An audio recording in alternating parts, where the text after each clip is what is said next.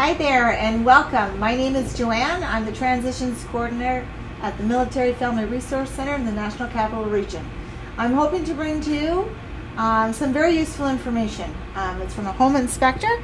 Mr. Cornish, Rob Cornish, has joined us today and is going to be giving us some information on home inspections, why they're important, what it entails, and I'm going to let him speak as he's the expert in that area. So here we go. Welcome, Rob, again. Thank you for having me. Well, a little technical difficulties. Yes, that but happens, and that's okay. So thank you for coming back again to speak with us and speak to our members. So tell us a little bit about yourself and how you got started in the home inspection kind of field. Sure.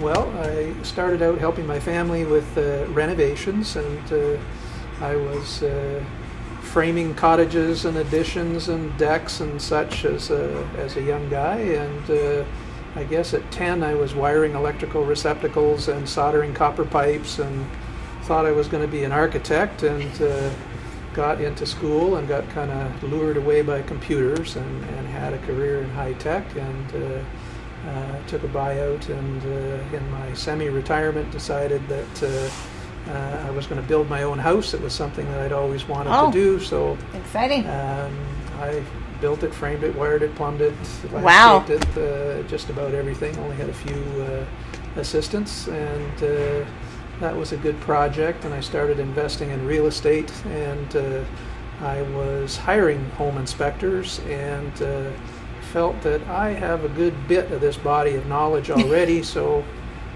thought that would be an interesting thing for me to do and help people in my retirement. And so from there I took the accreditation and had the help of a number of senior inspectors who showed me the ropes, and that was years ago, and now Home Exam is a successful home inspection business. And you've had it now for how many years? I started in 2010 training, and in 2011 I was running. Perfect. That's fantastic. You sound very skilled. I'm on all that building my house part, and I think it's important to have practical knowledge beyond book learning. So absolutely, I agree. It's nice to know all the rules, and it's nice to have that theory behind you, but really I find most of the help that I'm able to give to homeowners in unusual circumstances is the understanding of why what's happened might have happened, and what really the approach should be to dealing with it. Excellent. So just so I don't forget, I'm worried to forget, and hopefully we'll do it again at the end, but so if someone were to be interested in yourself as a home inspector for their home, how do they reach you? Right. My website is homeexam.ca. That's HOMEXAM, only one E.ca, and my phone number is 613-858-5000. Excellent. Thank you. I'm glad we got that. I just want to make sure we don't forget. You're welcome, of course. So tell me a little bit about, I guess, a home inspection. What would you be looking for? Well, in a formal response, the things that I'm looking for are defined in our standard of practice. So that's a common list of things that's shared amongst all the association members. I'm a member and former executive of the Ontario Association of Home Inspectors. I also belong to the American Society of Home Inspection. And there's a standard of practice which lists all the things that we look at, which is quite a good list, and it also identifies a few things that we don't take on. So there has to be some limits. We can't spend a whole weekend at a home inspection. But so in essence, we're taking a look at the exterior, we're looking at the condition of the roofing, we're coming inside, we're looking at the mechanicals, the foundation, if there's any major structural issues, heating, plumbing, cooling, electrical. It's quite a long list. I've often thought it would be interesting to try and add up all the items that we try to look at, and I'm sure it would approach 1,000. For sure. That is a lot, actually. It's a lot, yeah. Houses are complicated. And they can be. They're bigger all the time, so it just adds to the complexity. And it's funny you mentioned about, we can't spend a weekend, so how long does it take for...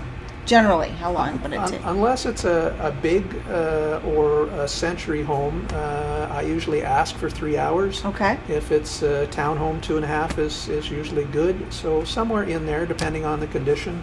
but I'm prepared to spend whatever it takes to do the job right. So, if we run into some issues that take some more discussion, that's fine by me. I'm more concerned about doing the job right than what and the time limit is. Exactly. You mentioned like there might be like 1,000 items to kind of that you might have to cover.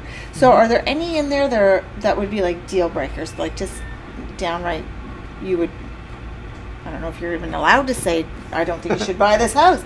Are there deal breakers for buyers, home buyers? We're home sellers and buyers. It's kind of both. I look at my role as being an information consultant, if you will. So I'm trying to put as much information as I can put on the table so that my clients are educated buyers. Perfect. And ultimately, it's their responsibility to decide yes or no. I think it's pretty evident in the discussion and in my report whether some things are major items or whether they're less significant. And I will dwell on the issues that are significant. I've had some people who I thought I communicated very effectively with who went ahead and purchased anyway. Okay. So, that's well within their choice. Yeah. Sometimes my buyers have tradesmen in the family. So if I say a deck needs to be replaced, they say, well, all I got to do is invite over my cousins and a box of beer and the deck is You're done. right. That's often how it works, right? Yeah, other people. I don't know how the deck looks after a case of beer, but well, yeah, maybe they should do the deck first and then the beer later. So, is there anything that people could do, like, because I know I'm a home buyer and a home seller as a military spouse, and is there anything I can do proactively to kind of get the house ready so when you come in that I pass, kind of like that we can sell the house and there's no hiccups? Well, are you talking as a seller or are you talking as a buyer? Well, I'm going to talk as a seller. Okay, so as a seller, there's lots of things. And the cosmetic things and appearance type things are typically dealt with by the real estate agent or a stager, if you have a stager involved, to make the house show off on its best foot, if you will. There are people who sometimes engage me for a pre-listing inspection. That's interesting. Which I do a full home inspection and I list the deficiencies that other home inspectors might catch down the road. Okay. It allows you to make decisions about the things that you're going to fix, and it makes it obvious what you need to disclose. But it allows you to put the best quality product on the market because you fix those things. Yes. And sometimes the things are relatively insignificant, and I like to say a thin report is a better report. For sure.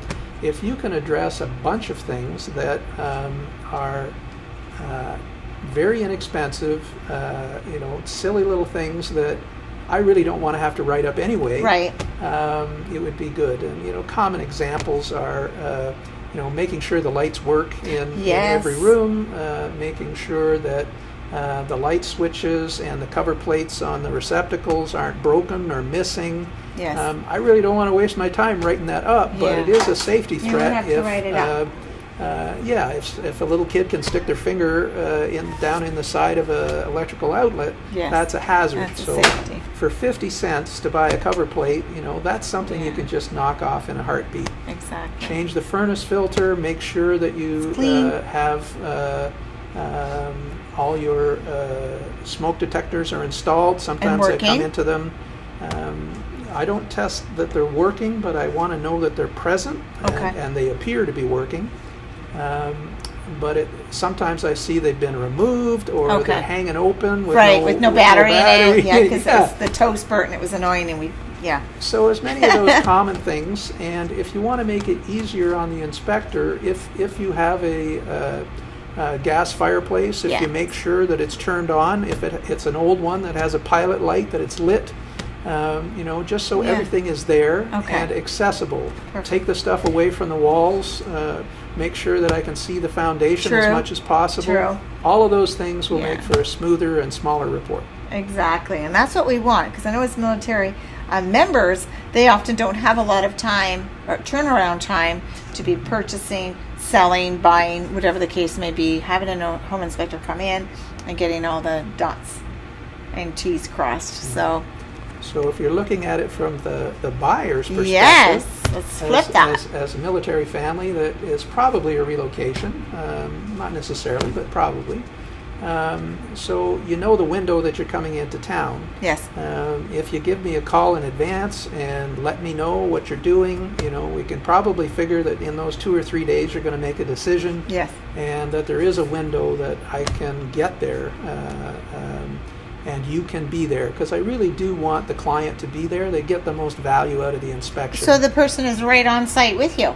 I escort them, tour them through the property, and we have an ongoing dialogue for 2.5 to 3 hours about the house. Okay. How do I find, what I would say, I want to do quotations, like a good home inspector. How do I know that someone is, I guess, accredited? You mentioned that in the beginning. Yes. So in Ontario, the highest form of accreditation is to be an RHI, or registered home inspector, which is issued through the Ontario Association of Home Inspection, which was created through a private member's bill back in 1992. You're in a history lesson. So there has been legislation that has tried to guide and manage the quality of home inspectors. Unfortunately, they made it optional and not mandatory because they didn't want to restrict trade, which I understand, but unfortunately the people who didn't want to do the work to get qualified kind of skirted it. Okay. So that's a big differentiator. Yes. If you go for an RHI, the ASHI, who is the kind of grandfather organization that we're a chapter of in Ontario, has an ACI, ASHI Certified Inspector. Okay. So those are two good credentials. To you know keep that your people eyes have open. experience, they have the training, and that it's in class and hands-on training. Excellent. That's excellent to know. And I know that for military members relocating, there's a list, I think, that we or that members have to choose from. Yes. Would you, just out of curiosity, would you be on that list? Absolutely. You are on that list. So Okay, Brookfield great. is the relocation company that the military and some other branches of the government deal with as well. Mm-hmm. And I'm listed on the Brookfield directory as a home inspector. Okay, so perfect. That's a place to start, and there's some paperwork that you have to do there to get compensated. So we are compensated. That was kind of a question. I know as a spouse, I kind of know that we are covered. Yes. So You've got a great program. There's a bunch have of different things that are compensated, and they compensate you for my services as well. So I appreciate that. Thank you, Brookfield. There you go. And Thank the government, you, Brookfield. ultimately. Yes. So I guess it's important to get it done. Absolutely. Yeah.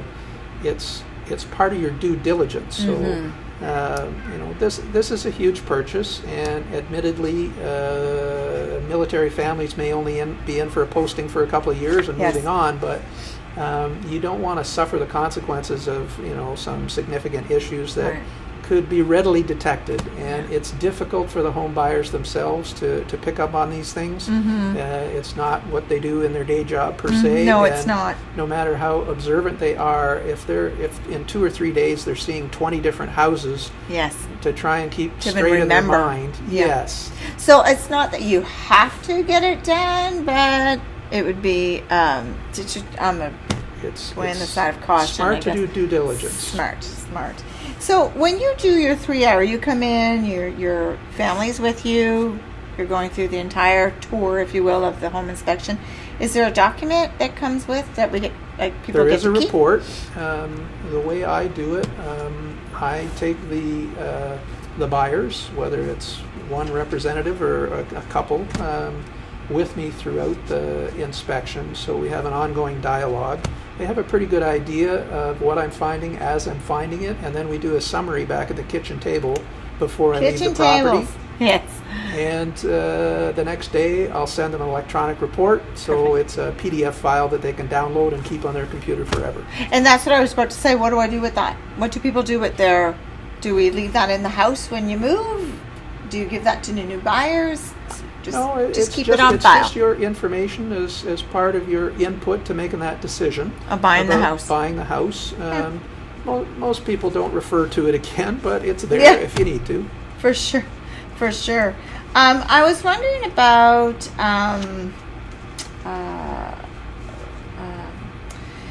surprises, anything that might have shocked you? Because you've been doing this for quite some time. Yes. Any stories that you have to share that, like...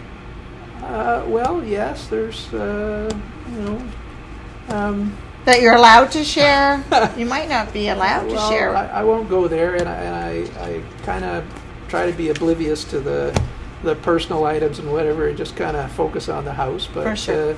There are times when you encounter rodents in various, let's say, petrification. Okay. And the most startling one was when I came across a human skeleton. Oh my gosh! In a closet. So that was a bit of a jar. Opening the door, it turned out it was a medical training skeleton, but it was all standing vertical, all attached, kind of. That would startle me to open up a closet and have that in there. So we do find the skeletons. You do find the skeleton. You are the person who finds this. That should be your whole new motto. We find the skeletons in your closet. I was wondering also around.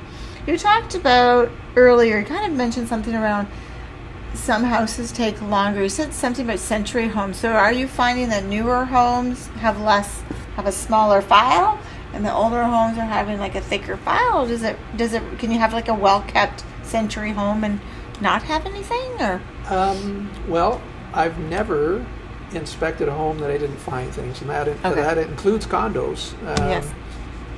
Brand new homes, I'm going to find things as well. Another thing I do is help with the Terrian report. So if you're buying a new build, it's funny you mentioned that. Yes, you can use my report to help you complete your Terrian report, which needs to be in their office either 30 days, 1 year, 2 year, and anniversaries thereafter.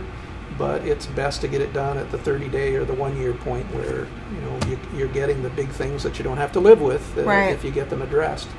There was another part to your question there as well. Just around are you noticing the century homes? The century homes, are they? Yeah. So in general, the older the home, the more things I'm going to find, and a lot of that has to do just with the change in technologies and housing products. So century homes just barely got electricity. So that's what it was, electrical and plumbing and things indoor like that. Plumbing and all of these things were different evolutions. So electrical wiring went from knob and tube to a couple of iterations through to modern wiring.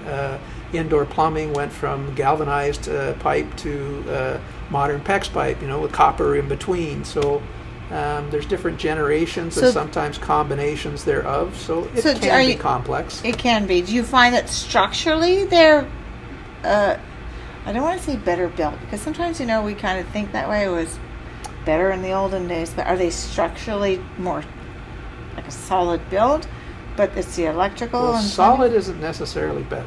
Solid isn't a good word. Okay, I thought it was going to be a good word. Well, no, I appreciate solid, but it's not the only criteria. So there are very solid homes that are not very airtight. Okay. So older homes were not airtight at all. Fuel costs were cheap. They didn't even have the concept of insulation. So basically you just poured on the wood, and the hotter the fire, you eventually were warm. Now with a higher cost, and we don't have the time to deal with wood fires. We've moved on. Although to they're lovely. Gas. Love a wood stove. They are romantic, but you pay for that in other ways. So the other part of your question was, we talked about sturdy. Yes, they may be sturdy, but there are different structural techniques. So a century home may be built on a rubble stone foundation, which is a very different critter than a poured concrete foundation. The walls and the rafters are different. In century homes, I commonly find peeled logs as rafters. So, and they're on different dimensions, different widths. So there's all of those different eras of construction to deal with. So home inspection is more complicated than a lot of people realize when you take into account older homes too. Mm-hmm. There's so much to learn about home inspections. Makes it fascinating for me. I love homes. It does make it fascinating, for sure. Are there different areas that would create different difficulties for home owners? with regards to getting through their home inspection or their areas? There are some different geographic issues. Sometimes it's soil conditions, sometimes it's water conditions. I wondered about. Sometimes it's things like radon. So yes, there are some geographic differences, and I talk about those with homeowners, but predominantly we're dealing with the structure of the house and how well the mechanicals are working. And you mentioned radon. Do we have any of that in our Ontario, Ottawa? I won't speak for Ontario as the whole province, but in our little NCR National Capital Region? Yes. So we do have a little bit of that. Radon is a byproduct of uranium. It is basically its source is rock, and in areas around the city, particularly out Canada, Dunrobin area where we've got a lot of rock, they have some more instances of it. It can get into the ground and the silt as it's used in fill in other areas as well. So if that's a hot button issue for a buyer, I can refer them to people that test for that. The remediation is not a huge deal, but I can explain how that works as well. Yeah. Relatively, I mean, we're still talking about some money, but it's less than the price of a car. It's not nothing like that. Yeah. But all of those issues are just part and parcel of the mix that we can discuss, on site. For sure. I had one last question with regards when you were talking about the older homes or homes that are not necessarily airtight. So is there truth to be, I've always been told that if there's a lot of icicles, I know this sounds a bit silly perhaps to all of you, but a lot of icicles on the outside of the roof, is that where is the heat loss there? Is there truth to that? Yes. I love the icicles as a child, the big long icicles, but... well, yes, they do add a certain panache to the house, I suppose. They do add. It is indicative that there's likely to be a problem. So it's associated with ice damming, which is where there is not enough insulation in the eaves, and because of that, it's melting the snow on the roof and creating ice. And as that starts to back up, when it begins to melt, it can't get through, so it starts to back up in under the shingles and leak into the attic and hence into the ceiling. That's not any good. But it's funny because it would have been on my grandmother's house kind of thing, right? So she would have probably had a century home, an older home. But as a kid, I loved poking those off. Back then. Oh no, it didn't? Not really, because they didn't have insulation, and their homes were far from airtight. Yes. So if they got damp, and when and the weather changed, they dried up. Okay, there you go. Our homes are a little more, I'll say, sophisticated, in that when moisture gets into the building envelope, you have to do something to get it out. Yes, because then we're into molds. Well, yes, that's a whole topic unto itself. Well, but, that's for the next YouTube. We can do another installment, but so the basic message here is that modern construction tends to be very airtight, and with that there are some issues. People are perhaps aware that there's a vapor barrier in the walls, which essentially means you're living in a plastic bag. Yes. So you're living in your own exhaust. So you have to do things to circulate the air, keep it fresh, and if there's moisture getting in, you have to deal with that too. And that's why we have you and people like you to come in to help assist us to learn about that and make sure it's working right, whether we're buying or selling. Happy to help anyway. Part of it. Excellent. So before we go, Rob, I'm going to just have you address the viewers again. Home Exam Inspection Services, and how do we reach you again? At homeexam, HOMEXAM.ca is my website, or 613-858-5000. Happy to help you with your new purchase. Thank you again, Rob, for joining us. And thank you, everyone who tuned in today and watched. Have a great day.